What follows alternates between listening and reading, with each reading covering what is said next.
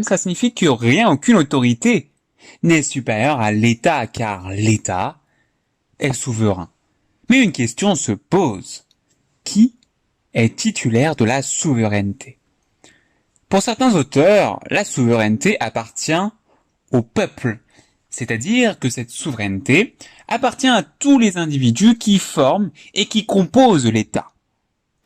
Dans cette conception-là, notons-le et c'est important, chaque individu a une fraction, a une part de la souveraineté.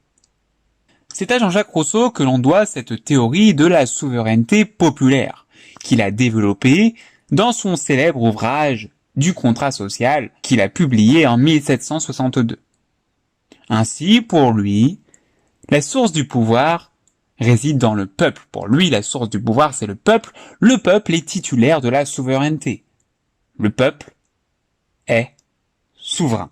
Selon Rousseau, la volonté générale doit être respectée. Le fondement même de cette volonté générale, c'est le peuple. Et donc, chacun des individus accepte librement de se soumettre à la volonté générale.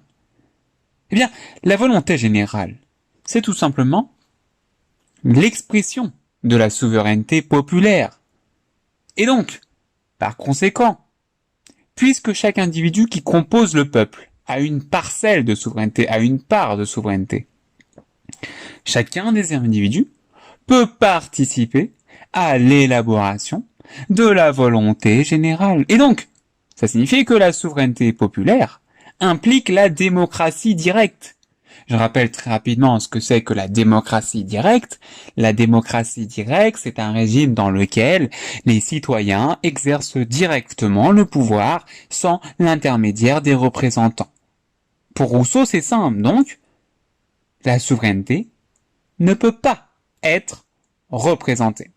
Le peuple doit donc en principe exercer directement le pouvoir politique. Mais le truc, c'est que Rousseau, il est conscient d'une chose quand même, malgré tout, c'est quand même, il est très difficile d'appliquer à la lettre cette théorie parce que, en pratique, il est quasiment impossible que chacun des citoyens soit consulté sur toutes les questions relatives sur la gestion de l'État. Voilà.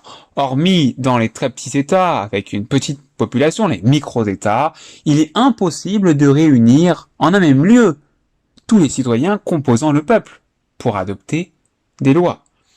Rousseau avait alors songé à l'élection de ce qu'il appelait des députés commis, qui étaient élus pour exprimer la volonté du peuple. Cependant, et ça c'est important, ces élus ne peuvent pas s'écarter des instructions de leurs électeurs. Ils doivent simplement la respecter impérativement. Donc, ces élus sont investis, ces représentants sont investis d'un mandat impératif, et donc, dans un mandat impératif, l'élu, le représentant, n'est qu'un simple exécutant.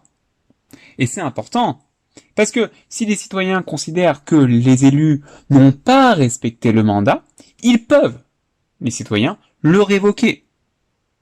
Par ailleurs, au moment de l'élection de ces députés, chacun des citoyens, chacun des individus qui forment le peuple, doit pouvoir exprimer sa part de souveraineté parce qu'il a une parcelle de souveraineté.